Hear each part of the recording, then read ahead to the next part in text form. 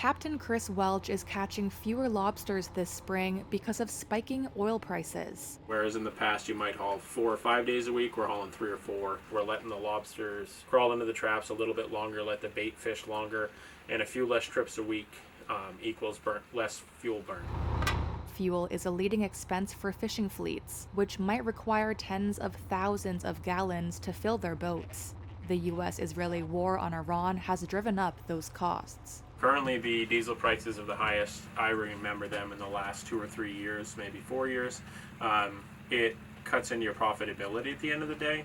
Welch is one of many fishermen around the world spending more time at dock this spring. That's according to Reuters interviews with a half-dozen U.S. fishermen and fishing groups and others globally. The average price of a gallon of diesel hit $5.65 this week, up from $3.55 a year ago, and near a record high set in 2022, according to AAA's Fuel Prices Monitor.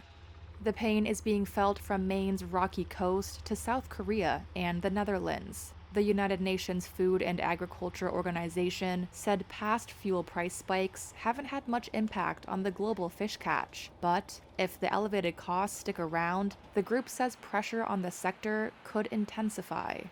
The U.S. commercial fishing industry has been courted by President Donald Trump as a political constituency, but rising fuel prices, already a major concern for consumers and businesses, could pose a vulnerability for Trump's Republican Party in the November midterm elections, and Welch says it's not just fuel. So last year this time we were spending around 65 cents a pound for bait.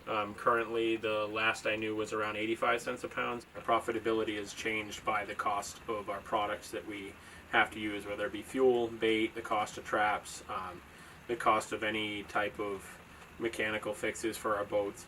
Welch says it remained unclear how Maine's reduced seafood catch might affect local lobster prices this summer when swarms of vacationers hit the state. We go out and catch as many lobsters as we can, and at the end of the day, if you're making money, that's the goal.